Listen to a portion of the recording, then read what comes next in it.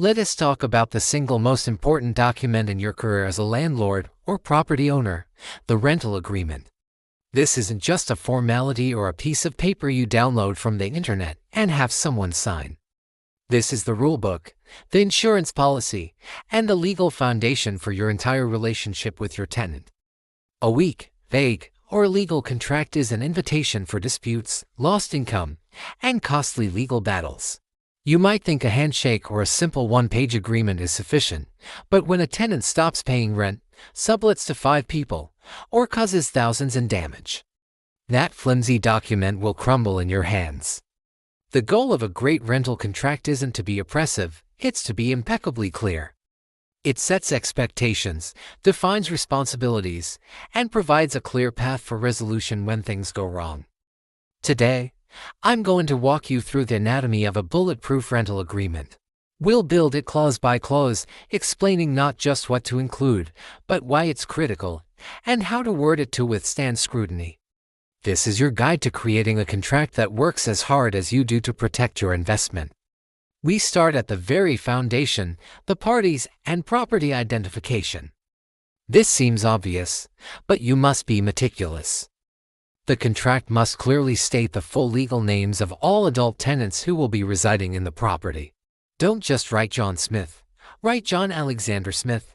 If a couple is renting, both names go on the lease, making them both jointly and severally liable, meaning you can pursue either one for the full amount of rent or damages. Next, describe the property with legal precision.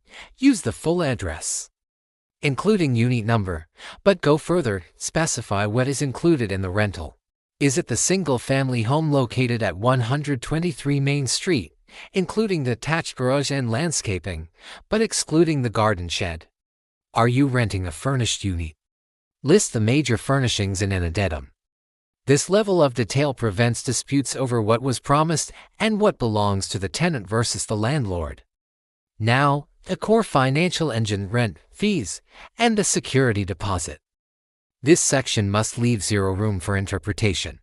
Rent: state the exact monthly amount, the due date, e.g., the first of each month, the acceptable payment methods: check, bank transfer, specific online portal, and the mailing address for payments. Then, define late fees. Don't just say late fee. Say, rent is late if not received by 5 p.m. on the 5th day of the month. A late fee of $50 or 5% of the monthly rent, whichever is greater, will be assessed. Check your state and local laws, as many cap late fees. Security deposit: this is your primary financial protection. State the exact amount. Crucially, outline the conditions for its return. Specify that it cannot be used for last month's rent. Detail that it will be returned, minus allowable deductions for unpaid rent, damages beyond normal wear and tear, and cleaning costs, within the time frame required by your state law, often 14 to 30 days after move-out. Include a requirement for a forward mailing address from the tenant to return it. This clause, when clear, prevents the majority of post-tenancy disputes. The contract must then govern the rules of occupancy and use. This is where you maintain control over your property. Occupancy limits explicitly state that only the named tenants and their minor children may reside in the property. Adding no other person may reside for more than 14 consecutive days or 30 total days in any 12-month period without landlord's written consent prevents unauthorized subletting or guests becoming tenants. Pet policy: if you allow pets, have a separate pet addendum. It should require a non-refundable pet fee and/or monthly pet rent, specify allowed types or breeds or sizes, and mandate that the tenant is responsible for all damage and waste removal. If you don't allow pets, the lease should clearly state no pets of any kind, including visiting pets, are allowed. Alterations and maintenance: tenants cannot alter the property. No painting, installing fixtures, or changing locks without your written permission. Conversely, outline the tenant's basic maintenance duties: changing HVAC filters, keeping gutters clear if specified, and promptly reporting any needed repairs to prevent further damage.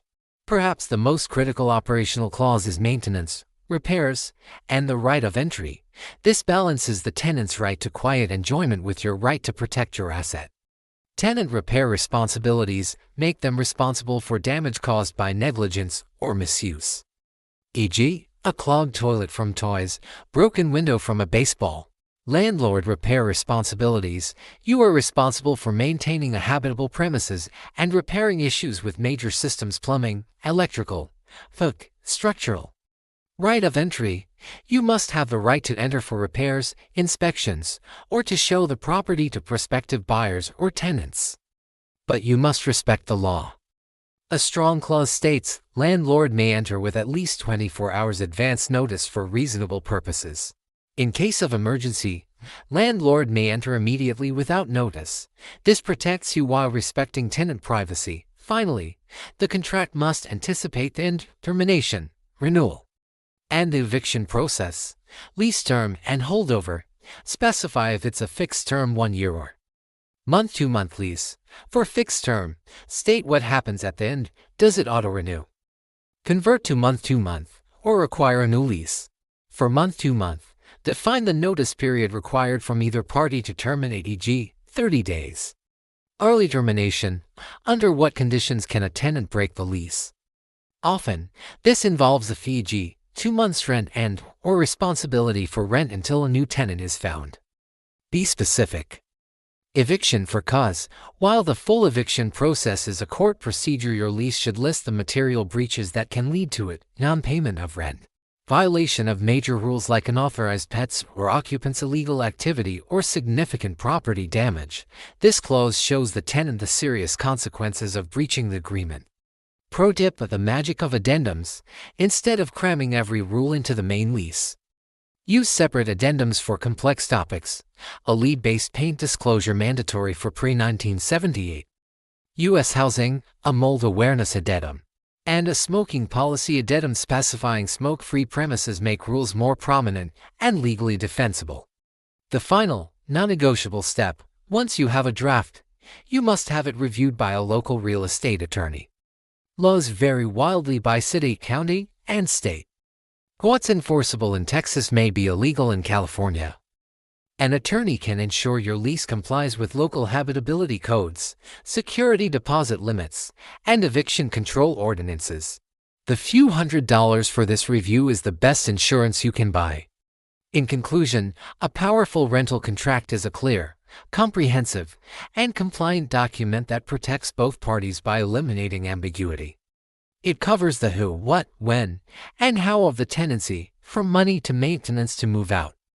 Your action plan is to use a quality template as a starting point, customize it with these essential, specific clauses, utilize addendums for detailed policies, and then invest in a local attorney's review.